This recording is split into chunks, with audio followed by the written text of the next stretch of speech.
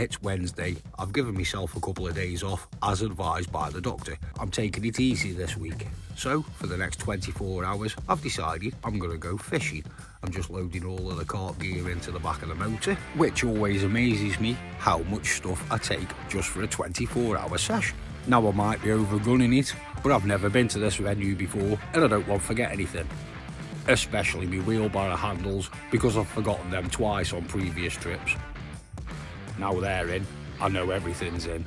They're actually the last thing I put in to make sure I've got them. Truffle comes with me on nearly every session I go on these days, and she loves a ride in the pap-up. She gets mega excited about going on an adventure. But before I get going, I've got to make one quick stop into that shop there. I've not had a bacon and egg bap with brown sauce in 9 days, and I'll be damned if Truffle's getting a mitts on it. Now I've had my comfort food, let's get over to Market Drayton. Compared to some of the venues I've been driving to, this one's only a short drive at 30 mile. Well, to be precise, it's 28 mile, so it shouldn't take me that long to get there. With only a few miles to go, it won't be long before we're at the fishery. That was nice and straightforward. Postcode led me straight to it. I'm still super excited. Let's go see the bailiff and have a walk around. Now then, here's some information for you. Rosehill Carp Fishery is located in Market Drayton near Shropshire, and it's a 7-acre lake. With 10 pegs you can book via their website. First appearances, the venue looks like it's kept very tidy. All of the pegs have got wood chippings on there, looking very nice. Easy to get your bivvy set up with plenty space. Been speaking to Mark, the bailiff. I'm actually booked on for peg 10 for the next 24 hours, and he tells me that there is a lot of carp held up down that end, and he would highly recommend that I go in that peg. So just making my way around to peg 10. I've got no tackle yet. Seems like it's going to be a bit of a walk, but got me Barry, so I'm sure I'll manage. Just might take me a couple of trips. I'm not as fit and healthy as I used to be. Truffle's mega keen for me to get set up. It's always a long day for her when I bring her out on these adventures. Really need a gimbal for this kind of thing when I'm walking. Just been talking to a couple of lads who live local in Market Drayton, and they're packing up and going home now. They've had 9 runs over 48 hours while they've been here, so yeah, that's something positive, good things you like to hear about the venue when you turn up. That carp are coming out.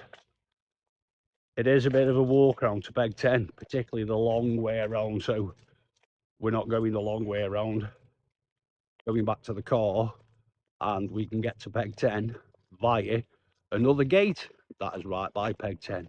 So let's get round to peg 10 and get some tackle out. And this must be the other gate that we go through. And just through the other side of the gate is peg 10. Not far to walk at all, and the car is parked right behind me.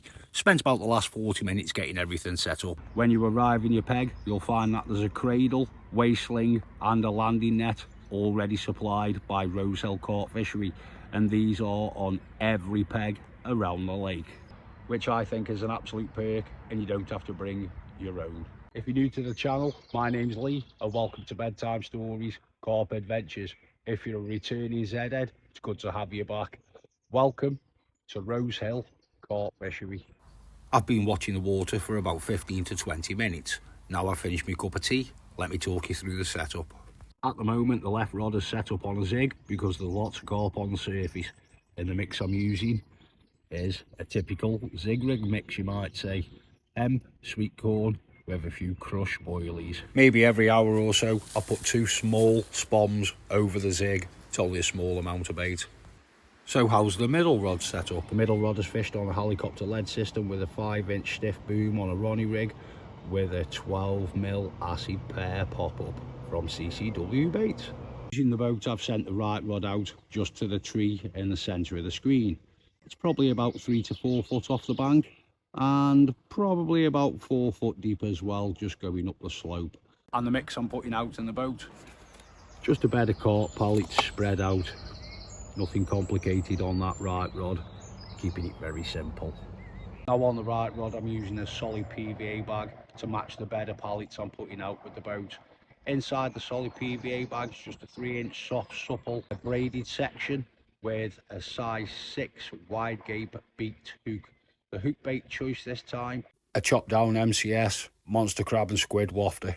Let me tell you a little bit about the carp that are swimming around in this lake. Well, they go from low singles right up to a whopping £30 plus. Yes, that's both commons and mirrors. So, if I do get a run, it could actually be something special. And having lots of carp on the surface at the moment, right over my zig, maybe one of them rods will go off. While I'm waiting for a run, I want to talk about a little problem I've been experiencing with rig putty. This is the Corda rig putty. Now I've used this for quite a while, but I've noticed that when I use it on a fluorocarbon hook link, it slips and it doesn't often stay in place. And then I saw a short saying that you should put super glue on your rig, then put the rig putty on. Now I didn't think that was a very good idea to be putting super glue on any kind of rig material, as super glue can burn certain materials, and I wouldn't want to hook into a carp and lose it due to a frayed or damaged hook link. So I've put this to one side and I'm now trying the One More Cast 25 blend rig putty, and I've tried this now for a couple of sessions, and to be honest, it does seem to stay in place a little bit better. It's not 100%, but if you really roll it tight around your hook link, it does stay in place and it doesn't slide off on the cast. So I'd like your opinion. Which one do you think is better? Is it the Corda or the One More Cast? Leave a comment down below. With lots of carp on the surface, I can see that there's a good stock in here. I can also see that there's a fair few at a very good size. Now, they're swimming over that zig all day. I've adjusted it. I've used black foam, yellow foam, different depths. Come on, the anticipation's been building loads. One of them has got to go off. Looking down into the right side margin, I can see that there's clearly carp there as well, and they've been cruising over that solid PVA bag that's been sitting underneath that tree for the last 2 hours. I have no idea where I'm going wrong right now. Am I getting it wrong, or is the sight of all these carp making me impatient?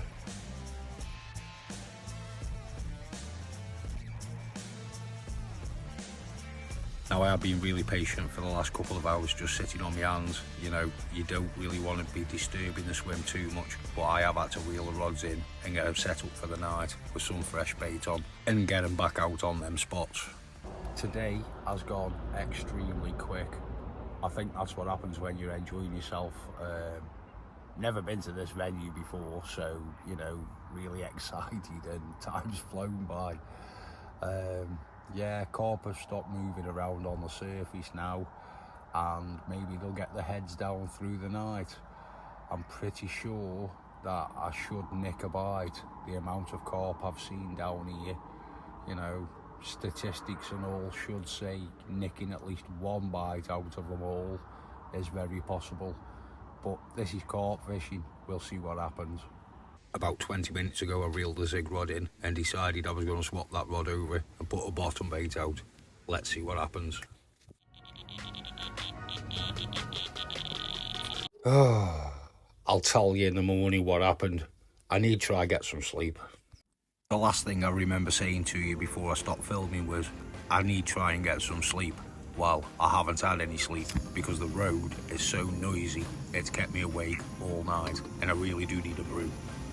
Right then, let me talk you through what happened last night. Before I went to bed, I swapped the left rod over from a zig onto a bottom bait. It's about 3:30 this morning. I had a run on the left rod. I hit into it, but sadly, there was nothing on it. Then it's about 6:30, 6:45 this morning, I had a run on my right rod. I came running out, the tip was bent right round. Again, I hit into it, but there was nothing on it. I don't know what's going on. So that's 2 runs, no carp on the bank, and I have no idea what went wrong. The hook is still very, very sharp. But anyway, the rods are back out on the spot. let's see if I can nick a carp in the next couple of hours. I've swapped all 3 rods now over onto zigs. The carp are definitely back on the surface again, and as you can see, they're swimming around everywhere. The 3 zigs I've got out are all at different depths. I've got one at 3 foot, 4 foot and 5 foot. Hopefully one of them will go off, because at 11 o'clock I've got to be packed up and gone. Despite the fact that I haven't caught anything and this session's resulted in a blank, I really have enjoyed my time at Rosehill Carp Fishery. The 24 hours gone flying by like that. Hope you've enjoyed the video. I'll catch you next time, and thanks for watching.